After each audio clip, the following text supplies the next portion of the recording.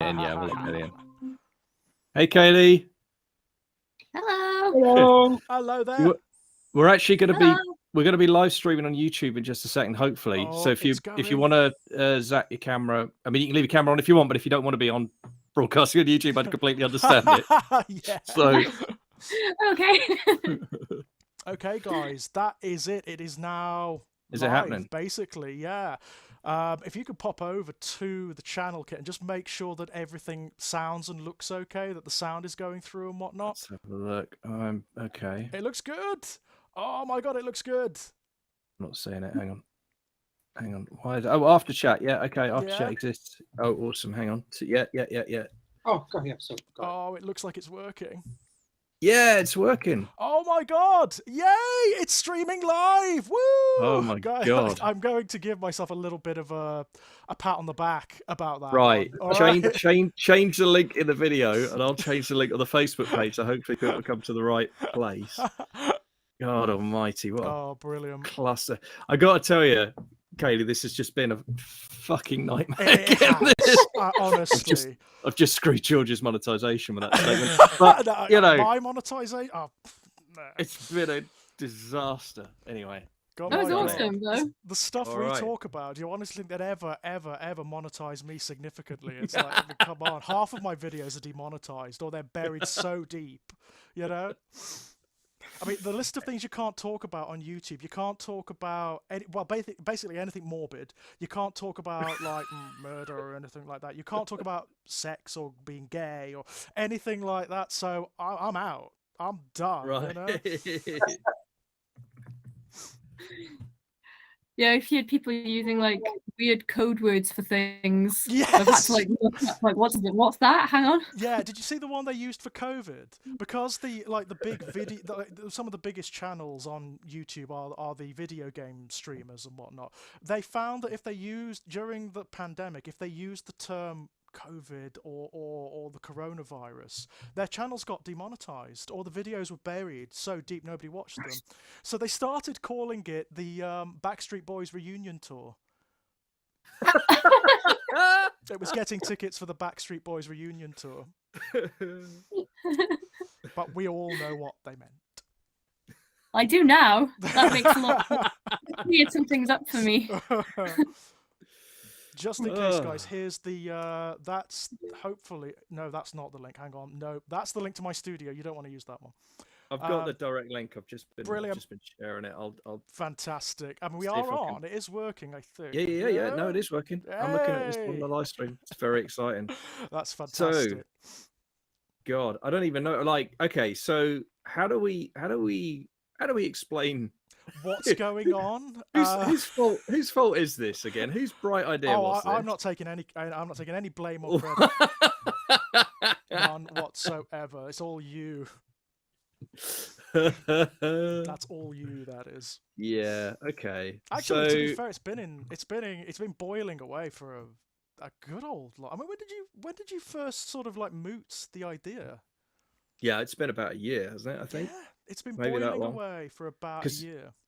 Because it always takes me forever to finish anything. I'm really bad at finishing. That's why My Life in Horror ran as long as it did, really, with me at the helm. Because I think initially, I can't remember, Jim, you might remember, I thought I'd pitched 50.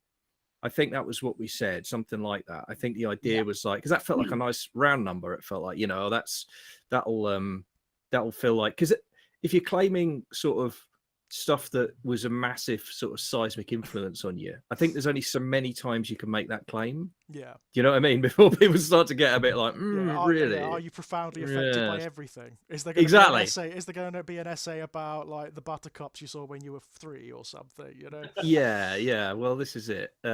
So yeah, it was a bit kind of. There was a bit of a kind of okay, so it's going to have to come to an end at some point. And I can't. I don't know when it even occurred to me that I wanted to keep it going, but there was just a point where it's sort of, I think it was when I was talking to Jim about it, and Jim was we were both kind of feeling a bit down about it because it had been such a big part of the site. Of course. And it just suddenly sort of occurred to me, well, why, you know, I can stop doing it, but the column can carry on, you know, because it doesn't have to be my story. anymore. You know, it can keep going. So I kicked the idea about with Jim for a bit, and he was up for it. And I think, I mean, you were the only name I had in the frame, to be clear. So I wasn't like, you know, oh, this person doesn't want to do it, so I'll get him in. Yeah, we're not about to get a bunch of emails from people being like, well, yeah, I turned it down. Yeah.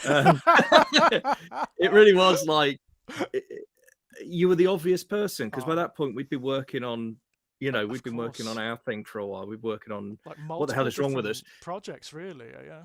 Yeah, but I mean, what the hell is wrong with us particularly is a kind of my life in horror oral history type thing, right? I mean, it feels very much like that. So it made sense to me.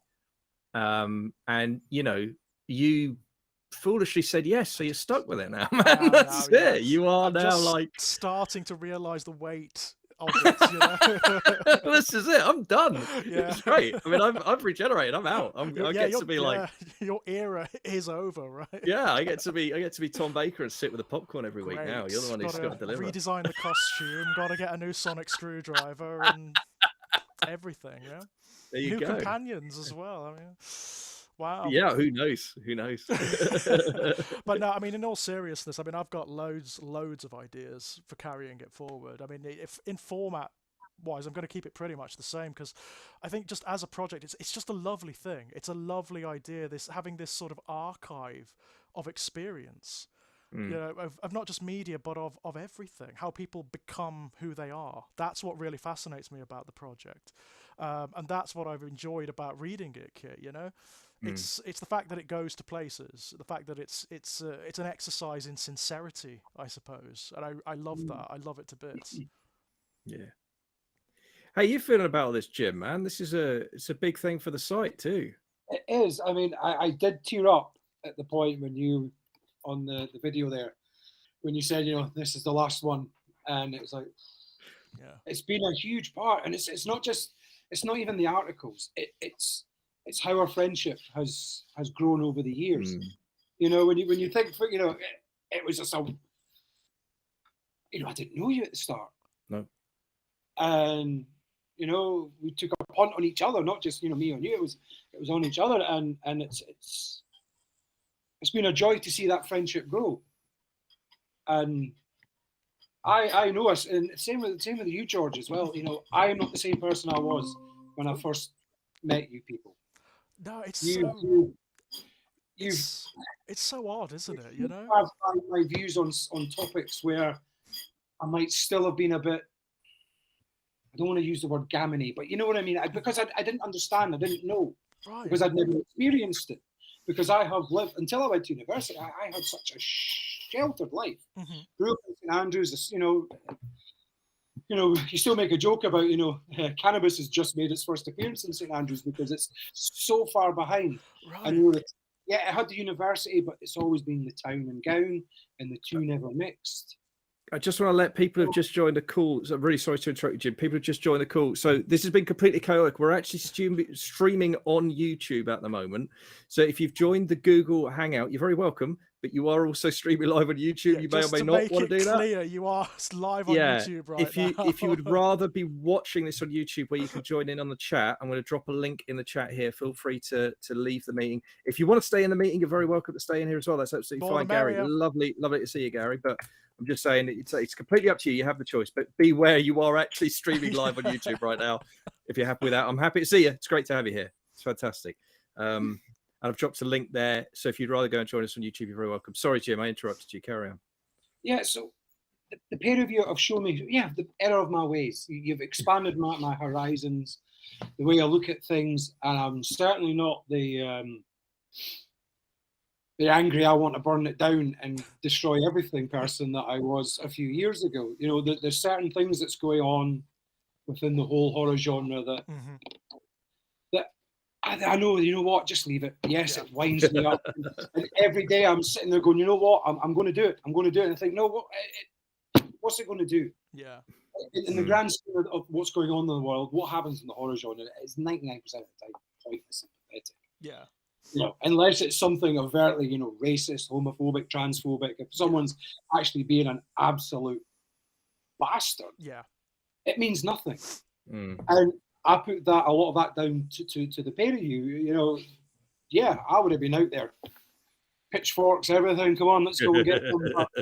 It's so weird, Jim, because like, you know, about, like 10 years ago or so, I would have been exactly the same. You know, like exactly the same. I used to do all of that stuff. I used to argue with these people all the time. You know, under the delusion that it made a difference. You know, that it would make a difference, and it just doesn't. Ultimately, I mean, I stepped back from pretty much all of that because it was having such a negative effect on just not on me personally, but on everything.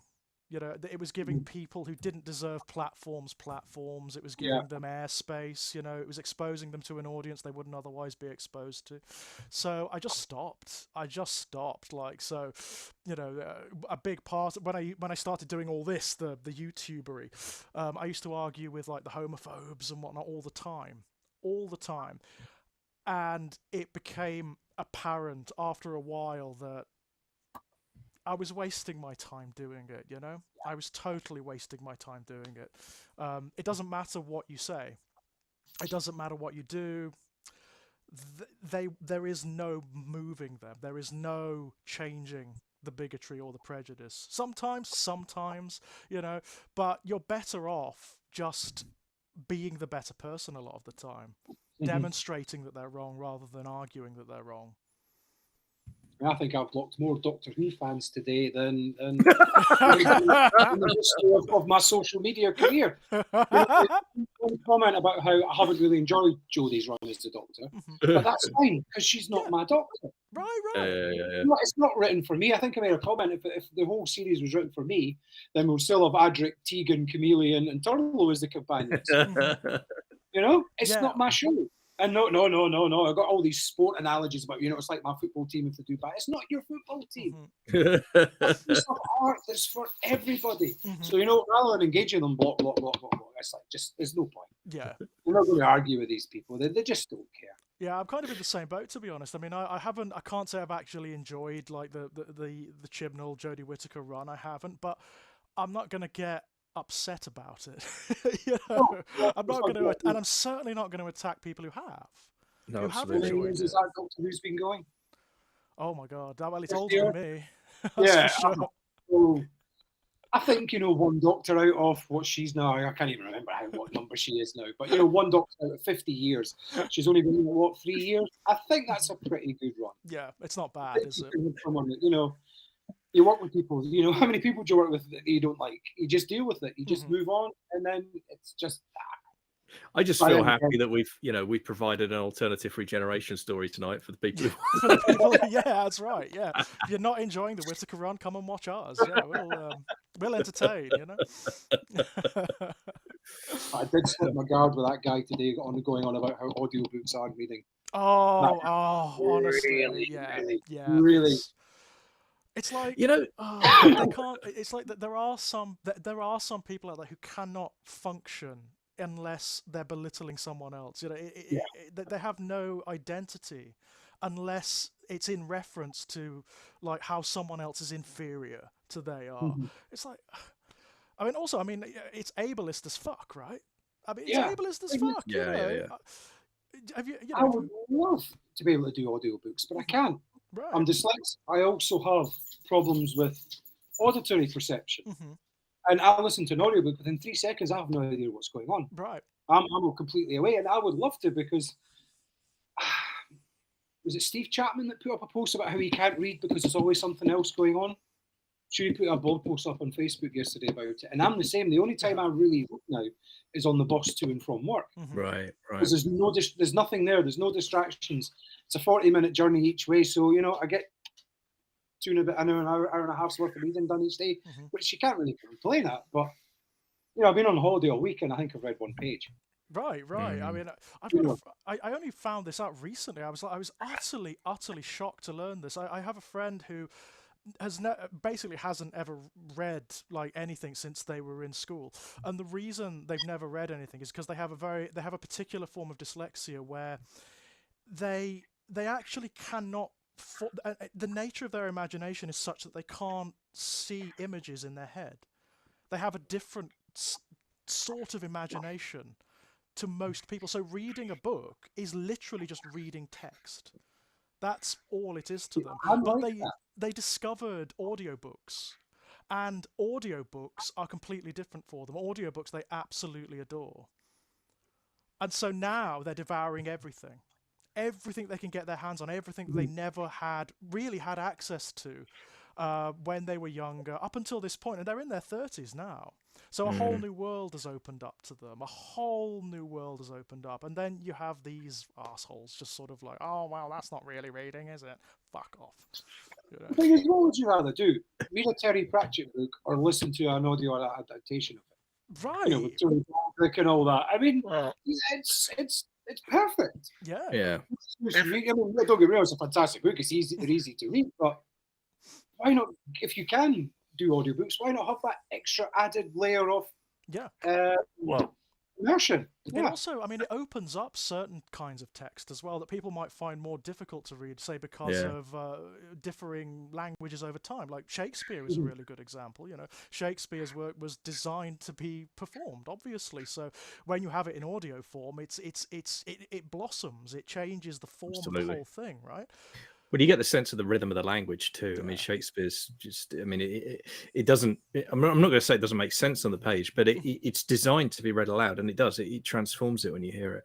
I mean, it's funny, Jim, I want to go back to something you said earlier about how you feel like, you know, George and I have been a positive influence in terms of chilling you out. Because I've got to say, one of the things I've noticed, I'm most of the way through editing volume 2 of My Life in Horror now that the crowdfund has been successful. So I'm working on the manuscript now, and you know, doing the work of converting it from a blog to a book, you know, to referring to chapters and all this kind of stuff, and finishing off Dangling Thoughts. I've noticed I'm definitely angrier than I was when I started writing this column. Quite a lot angrier, actually. And that's really interesting. Like, you know, as I get into the second half of it, I'm really, really pissed off about a lot of stuff. And don't get me wrong. You know, the real things I'm getting angrier and angrier about. Right. You know, my actual daily interactions with people in the real world, I get angrier and angrier about. You know, I watched this guy park a convertible car in the car park where we walked the dog, and he squeezed it in so the other person couldn't get out of their car, but he could, you know, jump over this door. And I'm thinking, if that was me, I would take my knife, I would slash every single guy. Or you know, be banging the door, going, "There you go, yeah, I can't do that car. I don't care, but you do." And I think, no. I would. It's like, nope. I would just like to point out we are live on YouTube, and Jim does not, as far as we know, actually attack people's cars with knives. I just want to make it clear. This is in Minecraft we're talking now, obviously. There's a security camera. Exaggeration for the sake of comedy, all right? Yes. Yes, I would never do that. There you are. Never. But do you guys ever see like a really bigoted comment on Facebook or something and start typing a really angry reply, and then by the time you get to the end, you're like, I'm not going to bother posting that because you've like vented it, and you think, oh, you're not going to change their mind. You're just going to end up in a 50 comment long argument all the time. You're just like, I get my piece to myself. Yeah, I've had a few of those. Yes. Yeah. I'm far more likely to just hit block these days on that kind of thing, where it's an individual. I might sometimes write something for. So I think it's always worth thinking about. Like, you're never going to convince the person you're arguing with, but you do never know. You genuinely never know when there's some neutral or interested party who's reading both sides of it. So I will hit the send button just before I block, just in case there's someone who's watching it who just wants to say, oh, okay, they want to hear the counter argument. But I'm more increasingly. I think I don't know. I mean, this is not a very well formulated thought, but I think for me, like, I kind of. There's so many big targets right now that are so important to engage with. There's so much massive stuff happening in the world that it's really important. I think important to raise your voice about and to be active on. I kind of don't have time for the individual. Do you know what I mean? Like, and I don't know how that sounds. Maybe that sounds a bit arrogant. I don't know, but I just feel like I really want to, like, there are structural problems at the moment that are gigantic, and that are in desperate. I mean, we're long overdue needing to fix them. We're well into last chance territory with some of this stuff, and I just feel like that's kind of where all of our energies need to be, as much as they can be. Absolutely. And like in terms of the personal experience of social media, I mean, it's well attested to, it's well studied what effect it's having on our psychological conditions, and it's not good, right? It's not a good thing at all. So I think cultivating your social media is essential, and I'm a huge advocate of it. I mean, be liberal with the block buttons, really. For me, it's a case of that there are just certain things that I just do not stand for, and they are, largely the phobias. It's transphobia, homophobia, racism, and so on and so forth. It's a cut. It's a done. It's a case of I will amputate you like a guillotine coming down, and that will be it. I will forget you in the next 10 seconds. Again, we're talking about block functions on social media, just to be clear to anyone who's listening. Yes. So listen, I don't know how long this call's going to run, because we're doing it through Google Hangouts, which I never normally use. This has all been, I've got to tell you, George is a hero, right? Because none of this shit would have happened. Literally none of it would have happened if George hadn't got his shit together. Because I was just like, a couple of days before, I was like, oh, hey, maybe we should test this to see, oh, it doesn't work. Oh, what are we going to do? George is just fucking, I don't even know. He's got talk about Doctor Who. His fucking computer earlier. It looks like a fucking TARDIS console right now. There are blue wires lights and there shit and blue lights here. And... Honest to God, man, it's fucking bonkers. Anyway, but I want to make sure that everyone's had an opportunity. So if there's anyone, if you're either on the call watching, or if you're in the chat, you got any questions for either George or I or Jim about what's going on with the site or My Life in Horror, or really anything, just sound off. We'll be happy to hear from you. George, just what a fucking great job you did, man. Just one other thing, psychologically, I'm going to have to eventually get over that, this project now has sort of come into my purview now, and I'm not just borrowing it from you, Oh yeah, no, it's yours now. That's a really strange feeling, because I associate My Life in Horror with you so deeply, so profoundly. So that's going to be interesting. Yeah, but you know what? I'm already that's the thing. Like when we agreed to do the split essay for Exquisite Corpse, I knew it had to be Exquisite Corpse, because that's one that we're both kind of in love with it, but we've got our own positionality to the text is quite different. Perfect, you know what I mean? It is perfect, because of course you get two very diverse experiences of the same text, very diverse experiences, both positive in their own strange and peculiar ways, insofar as any experience of the text can be positive, but coming at it from different angles. So you've got obviously straight cis guy, gay cis guy.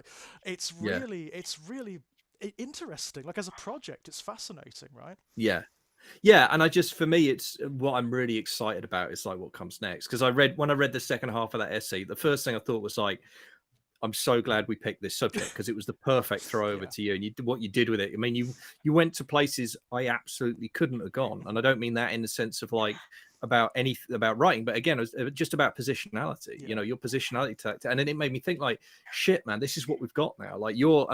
I'm just thrilled. I'm really excited to find out. Firstly, what you're going to pick to talk about, but There's also,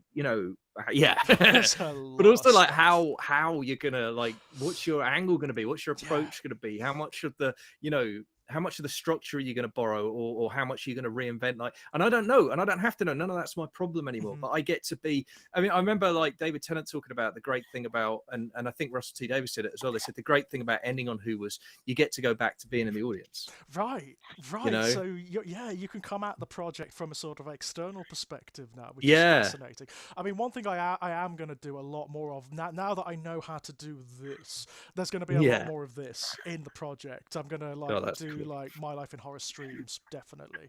Brilliant. There's going to be a few of them, definitely. Oh well, that's really exciting. And there you go, Jim, a new nightmare for you. Someone else to try and figure out how to do on the site. Live streams. On Judge After Horror. God almighty. I mean, I think it might be easier for you, Jim, to just embed the video after it's recorded, because I mean the website is very old and clunky. No, I'm sure. I think I can only embed. Obviously, I'll have to look into it, but I don't think I can. it's I mean, if it's anything like setting up the streams, it's a nightmare. It's a total nightmare. So I daren't touch anything here. I'm very reluctant to move too much in case I knock a wire or something and it all just.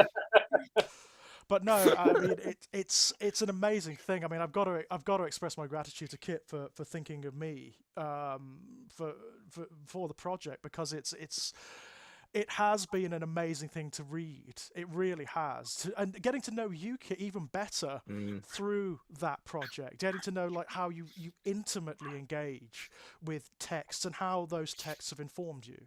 You know, as a human being, they've shaped your imagination. I mean, obviously, I've got a little bit of that through our chats as well, through what the hell is wrong with us and whatnot. But wow, I mean, that's what I love about it more than anything. There's an intimacy to it. There's a connectivity to it that I think is beautiful. I really do. And I'm thinking about like in like 10 years' time when there are maybe there are multiple people who have taken over My Life in Horror, and you have this enormous archive of communal experience. I mean, how cool an idea is that? Well, this is it. And I mean, now that we've kind of, you know, now that we've done the first, now the regeneration's happened. Well, now it's a tradition. Now we know it can happen. We know it's going to, right? So there's that whole thing. And like you say, it's like, where's it going to go next? There's because there's all kinds of different intersectionality. There's generations, there's gender, there's all kinds of places. But it's like, but also what I like is it's always one of the things I'm going to be interested in about is where are the differences, but also the similarities. And I'll be really excited to see. I mean, we haven't talked about this, and you don't know. I'm not asking you. I'm not putting you on the spot now, but like, I'll be really interested to see if at any point you tackle any of the texts that I've written about. Like, definitely. Yes. I imagine you will at some point. And we've already got overlap, haven't we? Exactly. We've already found that in our experience, certainly as like younger people, as kids even, or as teenagers, there is definite overlap in terms of the media that we were exposed to. So.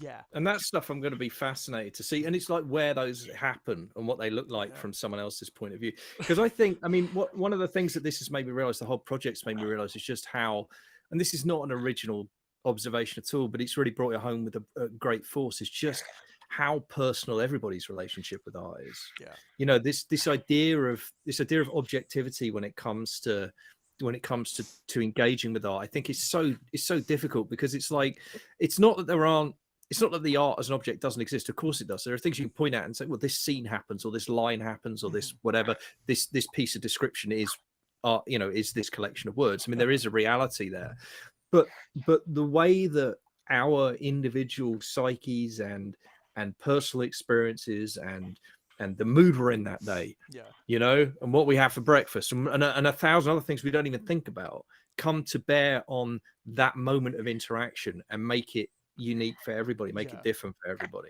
You know, it's where meaning is born, isn't it? It's that magic space. I mean, I think it probably was Stephen King who said this in one of his essays, that like a story is a psychic event, effectively. It's on writing, it's a communication, isn't it, of minds, of imaginations meeting one another, and one imagination informing the shape and nature of another. I mean, there is something incredibly magical about that, and I think that is certainly at the core of what we're exploring here.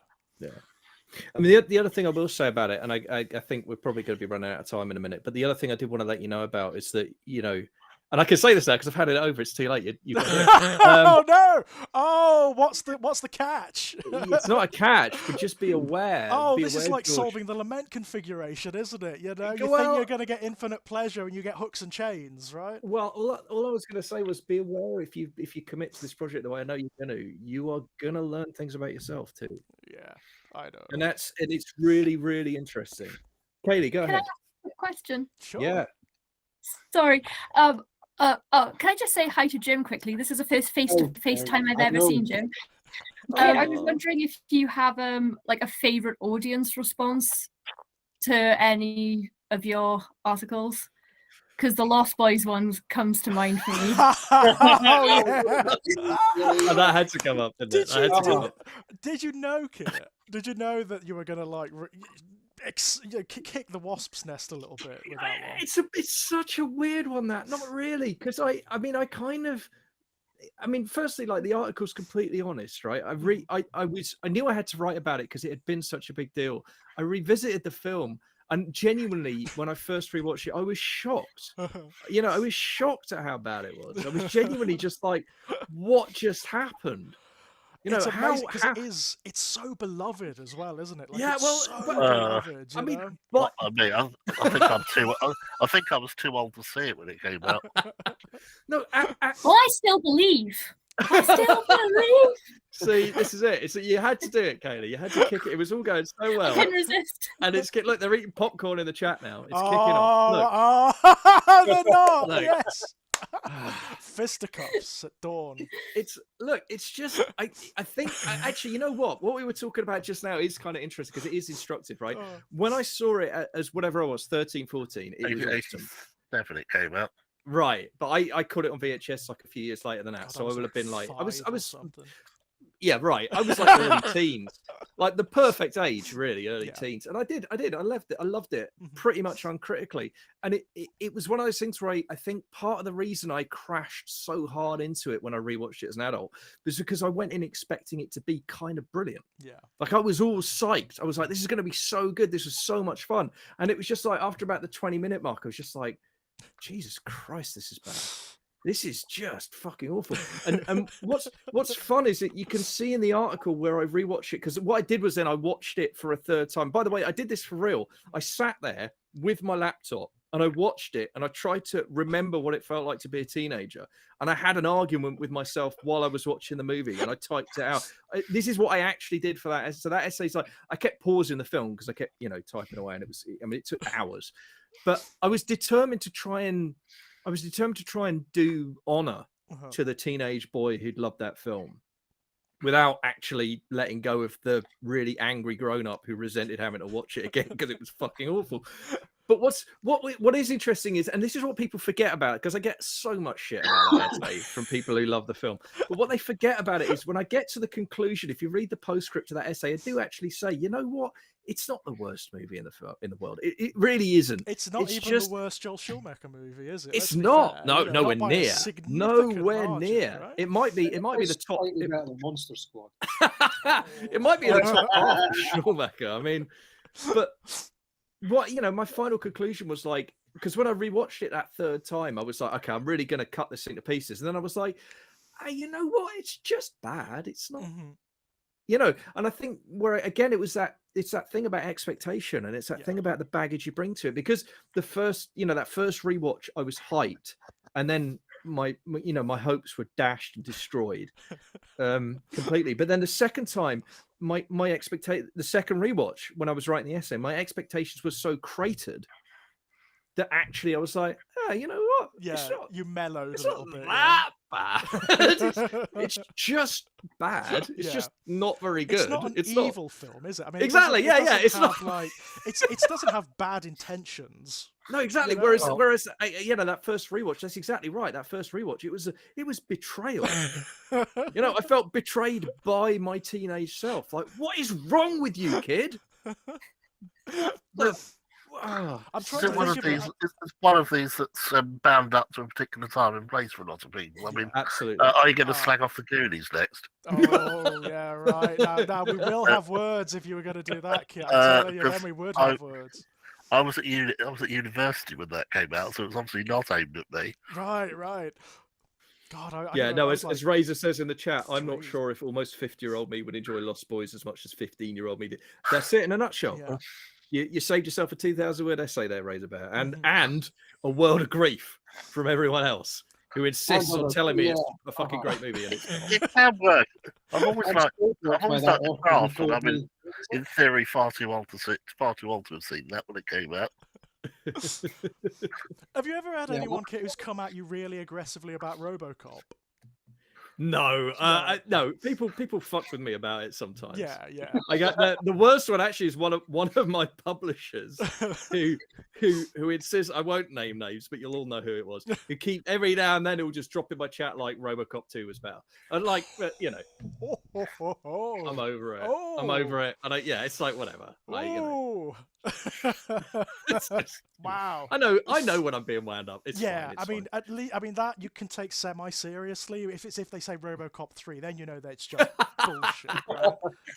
No, but I mean, what I love about the Robocop thing is that's kind of annoying the other way for most people. Like in the same way that, you know, the Lost Boys thing, it's like, well, hang on, that's not a bad film. With Robocop, it's like, what, the greatest ever? And I'm like, yeah, best movie ever made. And I love staking out that position, because what I love is how people kind of crash against it. You know, people kind of like, well, what about, you know, this? It's like, you know, like, yeah, but what about, you know? I mean, I had a great one with what's her name?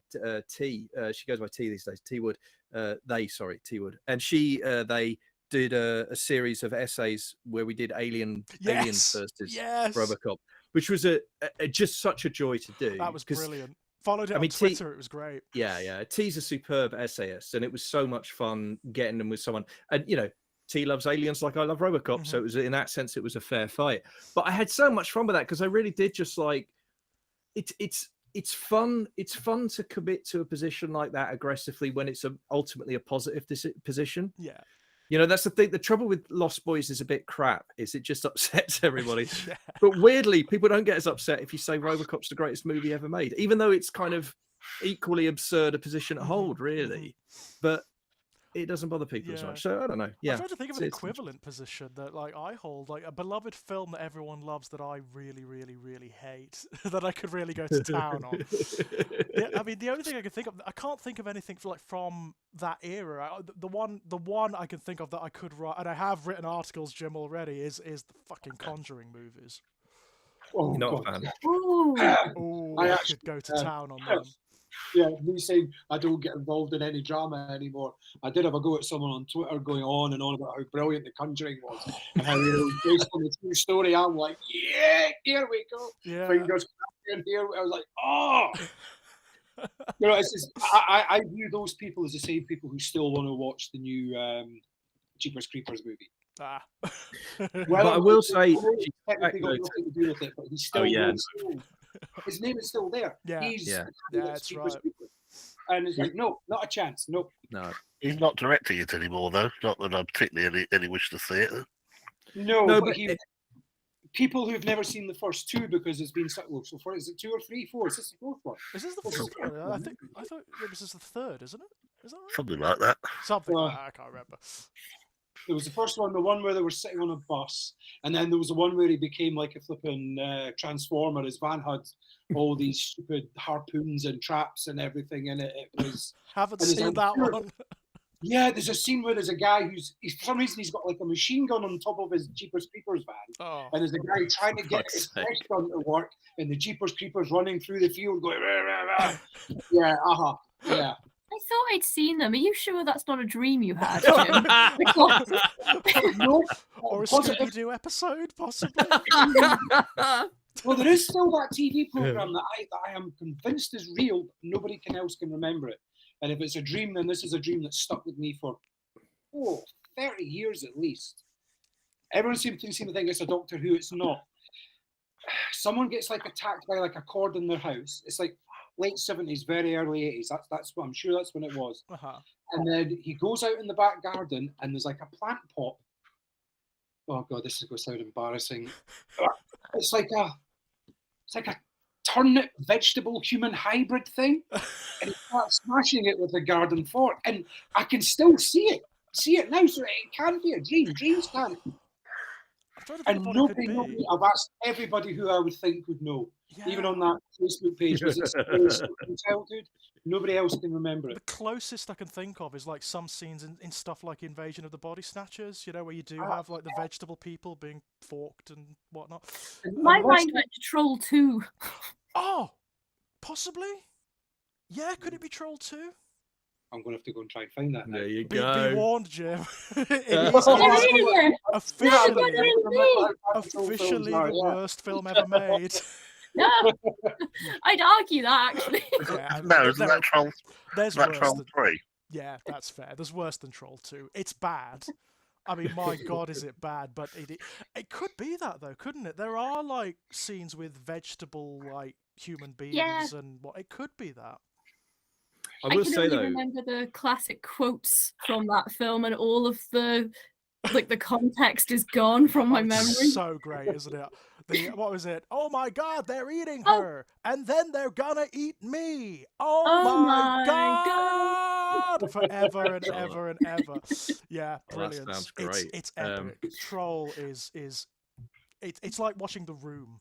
You I know, will. it's Oh, hi, so Mark. bad. You know, it's fun. Films like that were made with a heart. They're terrible, but you can see Yeah, that there was a passion there. yeah. Whereas a lot of films now, they're just being made for the sake of being made. And Mhm. the number of films that I get sent through for review, and I watch the first 20 minutes and go, no, I can't even write a joke review about it. They're just so Yeah. devoid of any soul or any actual artistic merit, anything. And It's like It's it's like depressing. Teflon, isn't it? It's like there's a lot of Yeah. like frictionlessness in a lot of present day filmmaking, where it's exactly what you said, Jim. They exist because they exist, and that's it. They're not trying to say anything or do anything. There's no sincerity behind them, and sincerity doesn't mean they have to be like highfalutin or anything. They can be, you know, No. you can great B movies, you know, that have sincerity and passion and heart behind them are great fun. They're great fun, but it's that sense that somebody felt something sincere about this product, right? And it doesn't matter what it is. It could be just like a costume or something, you know, or a special effect or whatever. I mean, I've been watching quite a lot of horror cinema recently. I rewatched The Void recently, you know, from that's on the Amazon at the moment, which is just like it's just a balls to the wall Lovecraftian horror film. There is nothing else to it. It's as close to being Lovecraft without being Lovecraft, basically. Yeah. You know, sans all of the obvious racism and anti-Semitism and whatnot. But it's a great piece of work. It's schlocky. All of the effects are practical, and it's body horror. It's the most hideous, limpy thing like body horror you'll ever come across, and it's great. It's great fun. It's not trying to say anything. It's not trying to reinvent the wheel. It's just good fun, and you can tell the people behind it loved it. Loved it. They just it's a passion piece. It had clearly like a budget of half a Kit Kat and 50 pence, you know. That's it. And it's beautiful. There is something just tangible about it that you get your teeth into and you can't let go. I do want to come back to Kelly's question, though, actually, because she was asking about audience response, and then someone else brought up Lost Boys, and that took half an hour. But actually, my favourite bit of audience response over the entire 8-year run, and Jim, I'm sure you'll feel the same way, it was actually when I wrote the article about the Wild Hearts Endless Nameless album. Because the Wild Hearts are one of my favourite bands of all time, and Endless Nameless is one of those records that I think is kind of criminally underrated. I think it's one of the great rock and metal albums of the 90s, and it has a kind of reputation even amongst Wild Hearts fans. Quite a lot of Wild Hearts fans don't like it because it's very abrasive, and that there was particular decisions that were made with the production that make it, I mean, difficult to listen to. It's harsh to listen to. It's a very aggressive album, but it's also, I just think, genuinely, I think it's one of the greatest albums of the 90s. And I wrote that piece, and I remember when it went up, and I don't know, it was probably Jim, but one of us tweeted it at Ginger Wildheart, the main singer-songwriter of the band. At the moment when he retweeted the article and said, "I love it when somebody gets Endless Nameless." Yeah, that's awesome, isn't it? That was just like, that's lovely. That was a tribute beyond anything, because that album meant so much to me. You know, the time and place I heard it, it was one of those, I needed it. You know, I needed something like that in my life. You know, music's been one of those things for me where when I've been at my lowest, it's been such a powerful force to just let me know I'm not alone. You know, whatever negative feelings I'm having or going through, there's a song out there telling me like, yeah, I felt that too. You know, and that you can't put a price on that when you're in that space. And Endless Nameless is bleak because, you know, they were in a bleak place when they wrote it, you know. And it's one of those records where if it had been the last thing I ever did because one of them had died, then you wouldn't have been surprised. And, you know, it's a wonderful and brilliant thing that Ginger Wildheart is still out there, still touring, still writing amazing records, you know, and is still like, you know, world-class frontman, singer, songwriter. You know, that's a great thing and kind of a miracle. But to have that guy read my experience with that album and just be like, yeah, he gets it. That's beautiful, isn't it? That really is just magical. Absolutely magical. That level of connection. I mean, I suppose that you need to get Stephen, don't you? You need to get King to read something of yours. Right? I think if I found out King had read anything I'd written, I think I might just die on the spot. Yeah, I'm not right. sure it's actually a good idea. It'd be like be like that similar thing with Barker, where it's just like, oh, he has. Yeah. He has. Yeah, I've actually, just my own response. That article I wrote for Ginger Nuts about Sacrament. Oh, yeah. Ages and ages ago, I got a message from Phil and Sarah, who run Clive's online presence, basically.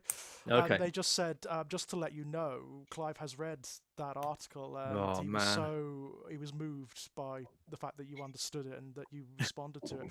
It was, I didn't know what to say. Because I couldn't figure out why it was. It looked like you were elevating like 3 or 4 inches above the floor, and that now makes it. The answer I gave, like the response, was just so brief because I couldn't like. Thanks. Yeah, it really was like a squeak. It was like the internet equivalent of a squeak. Thank you. Yeah, no, this is it. Really incredible. I mean, really, really incredible. Especially considering, like, I remember writing that Sacrament article, and I wrote it because there was something going on. I can't quite remember the context of it. There was something going on at the time in the world, as there so often is, with regards to treatment of LGBTQ people. Right. I wrote quite a long, impassioned article about Sacrament and about how it's kind of essential reading certainly for young LGBTQ people, because it doesn't just apologize for our existence. It doesn't engage on the political level exclusively. It actually defines a metaphysics for us. It says, no, actually, you know what? Fuck it. We're celebratory. There's something really beautiful about what we are. We are so separate from everything, from the narratives that inform our straight siblings, that we have to reinvent our own, and that's our metaphysics. We get to write ourselves, as awful as that can often be, as harrowing as that can be. So we become our own little experiments, in personality and identity. And that's basically what he talks about in Sacrament. He talks about it in very sincere terms, about how it's a problematic process, and it often leads us down some very dark paths, into depression, despair, suicidal ideation and whatnot, but there can be something beautiful that comes of it, and that's what I really wanted to get across with that article. And the fact that he actually read it was a bit much. That would be full freak out territory for me, because I've got, like, obviously everyone's got their favorite creators, and the only reason I don't freak out around Adam Neville is because I met Adam before I started reading him. So now it feels like weird if I go all like, but you should have seen me at ChillerCon when I went up to Kit with all of my Kit power books. Before the con, I was saying to my partner, oh, I can't wait to meet Kit and talk to him about his books. I got so much stuff to ask him about all his books. And then when I got there, I was like, you signed all of your books. Yeah. To be honest, I mean, I've never like met Clive at a convention or anything, but if I did, I know I'd go wobble. I would just wobble and fall over. I just can't. I couldn't handle it. I have a history of embarrassing my brother at HorrorCon when we meet people, because we used to go to Walker Stalker when we were big Walking Dead fans, and because I've worked in entertainment, I've met like some celebrities, and I said to my brother on the first one, okay, now just remember they're just people, try not to freak out, don't embarrass me. And then the very first person we met, I was like, yeah. And then we walked off, and my brother was like, but I was like, thanks for the pep talk. Yeah. I was like, I didn't know I was going to be like that. I'm kind of involved in a project at the moment, and we had to. It was about a year back. It was during the lockdowns and whatnot. My writing partner and I, Nick Hardy, we had to interview people like actors and whatnot for a project. And there was this one woman who was absolutely amazing. She's done loads of stuff. She's like a martial artist, and she's been in things like Doctor Strange and stuff like that. Whenever there's like a martial artist character, a sideline character, it's basically her. It's always her. And like, so we were talking to her, and it was all very professional and whatnot. And I went, "You've met Mads Mikkelsen, haven't you?" And she went, "Yeah." And I went, "You bitch." And she went, yeah, I know. So, yeah, the worst of it was, like, I wish she'd said, oh, he's a complete arsehole to work with. Apparently he's not. No, of course not. So of course it's like, delightful. it's like hyper talented, effortlessly beautiful in everything you do. Sings, dances, does magic tricks, right? Fucking lovely as well. Yeah. It's not fair. It's not right, is it? Marcus' story from here is a friend of mine bought one of his books and asked him to sign it, and instead of doing that, he just basically sat down and drew a picture on the title page. It took him about 3 or 4 minutes, and you could see all these people hanging around, certain lives from a well-known genre editor who I won't name, saying, "Come on, Clive, and come away from all this crowd as people I want to introduce you to." From what I understand, he does that quite a lot. When he's asked to sign stuff, he draws stuff in the books. Instead, he does little sketches and things, which is kind of cute, really. What a legend.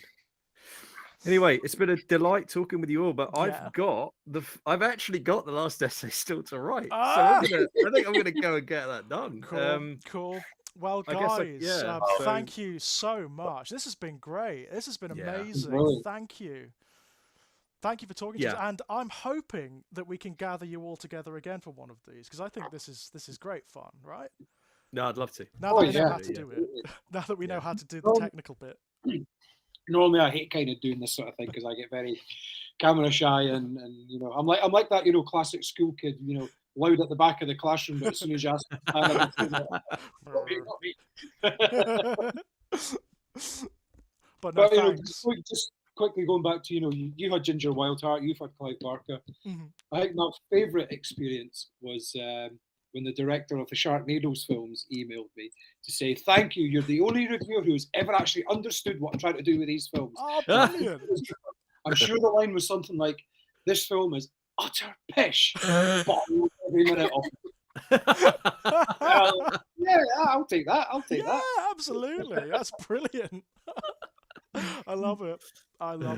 Well, guys, thank you so much. I am going to try and see about ending the stream now. I don't quite know how to. Oh, there's a big button that says end stream. Thank you a lot for listening too. Bye. Thank you. Awesome. That